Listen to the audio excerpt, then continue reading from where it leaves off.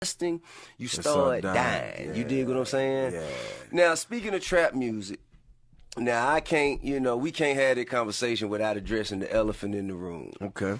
There's a third member of the Mount Rushmore of trap music that either one of us don't really, care to mention or speak to that much. Now, what do you think is necessary to bring that shit together, if anything?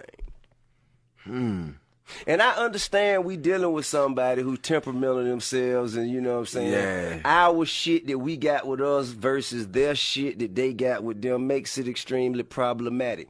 But in the best case scenario, how could that shit happen? Because that, to be honest with you, that's the biggest motherfucking move for trap music that could happen in the near future. I mean, I just feel like they got to be one of them mafia backroom conversations, man. Yeah. You know what I'm saying? Like, it got to really be a convo. I mean, what I've learned over the years, man, is like, this shit big business. People that went to Yale still do business with people that went to Harvard. That makes sense. You know what I mean? So it's just one of them real convos, man. It's been decades. Yeah. I mean, we talking about Gucci, by the way, just for those of y'all who don't know. And I mean, like, to be honest with you, like, I ain't, like, for real, I think Cuz looked at me a certain way because I stand solid with you. Right. You dig what I'm saying? I'm like, nigga, I ain't got shit to do with that shit, but fuck it. Right. You know what I'm saying? So that was always my position. Even though I tried to, set my differences to the side and just be, cordial and so on and so forth. That shit didn't go far.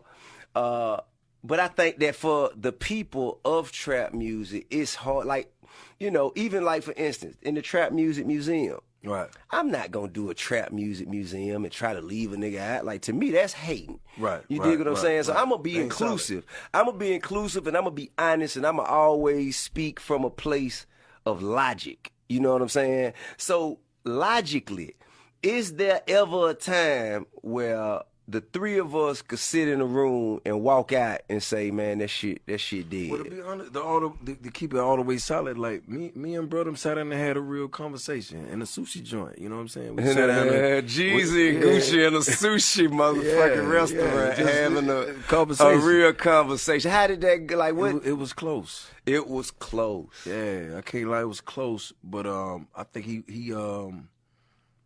he got locked up or something around the time. Yeah. And the communication just, went dog. But when you do time, it usually happens. Yeah, but I mean, I'm gonna keep it a buck. Like, it was close. It was real close. I mean, man, you know what I'm saying? He and I have such an off and on kind of relationship because, okay, we weren't fucking with each other for whatever reason, and then I went to jail and came back home. Then we started fucking with each other. I did a song with him and Rocco and shit. And then goddamn, all of a sudden, shit just got crazy all over again. I'm like, man, this motherfucker too unpredictable. You know what I'm saying? I can't hang my hat on this. Right. You know what I'm saying? And but to be honest with you, I cannot deny or dispute the contribution that he made to the culture of trap music. I mean, for me, bro, like everybody that put they bid in, everybody put their work in. Yeah, that's what it was. You know that's what I'm saying? real. The disagreements and the things that went on behind the scene, it is what it is. But for the city of Atlanta, you look at the records from So Icy to what everybody held their own. That's real. You know what I'm saying? So I ain't never been no hater. That's right. You know what I mean? And nor will I ever be. But at the same time, I just feel like,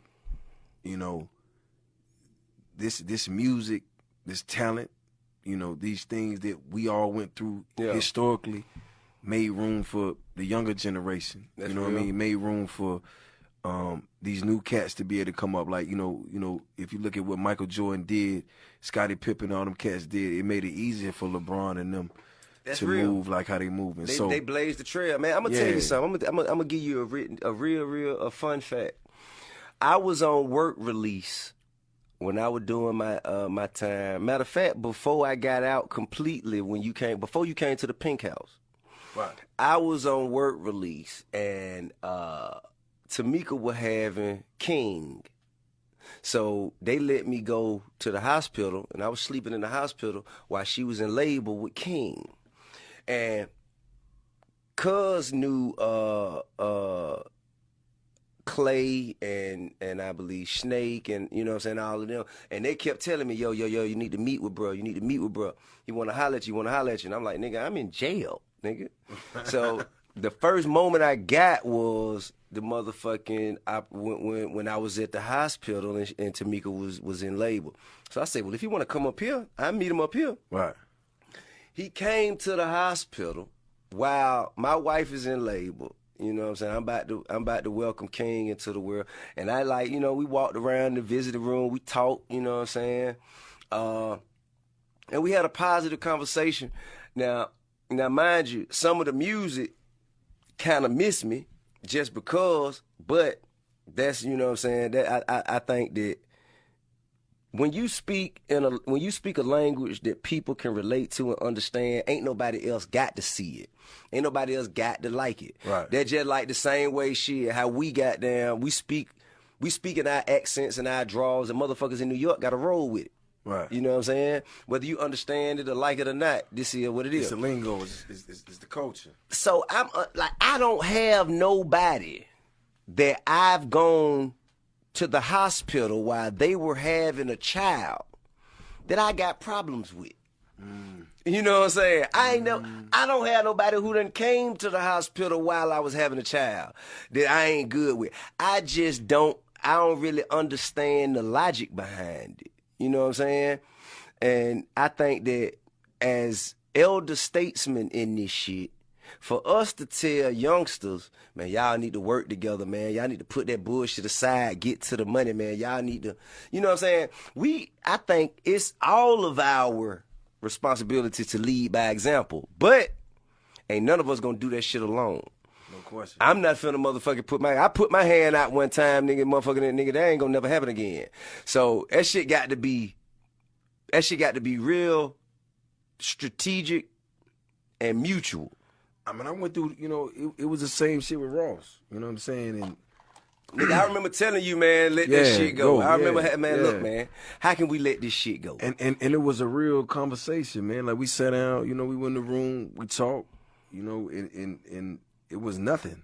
You dig it? Because most of the shit boiled down to nothing. Yeah, it was nothing, and I was just like... It's our ego, bro.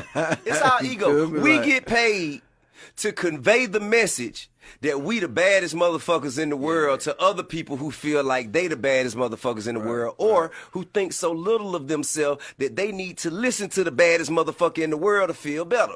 I mean, but at the same time, it got a lot to do with a lot of shit that's around you, bro. Because at the end of the day, like with that conversation could have been had with me and Ross. You know what I'm saying? Yeah. It was too many people in the mix.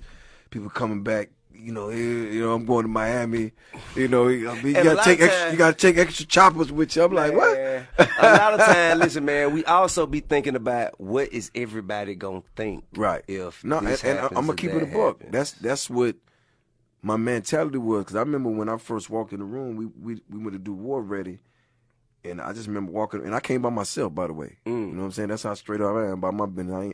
I came dolo, right? And I walked in the room. He had all these people in there. And I remember like the first 3 minutes, we were just talking, and it just kicked. That's the first thing that kicked in my mind. Yo, what my fans gonna think? What people, you know what I mean? I'm just sitting there, and I'm like, damn. Well, I'm gonna give you. And everybody got cameras, right? And everybody got phones, right? And me and Ross just sitting here having a conversation. It's regular, it's normal for y'all. Right. Like, it's a normal conversation for y'all, but the motherfuckers around y'all with the cameras is like, man, this is fucking legendary. Yeah. And, you know, and immediately when motherfuckers' camera come out, everybody forms an opinion. That was 3 minutes into the conversation. 5 minutes into the conversation, I'm like, you know what, man?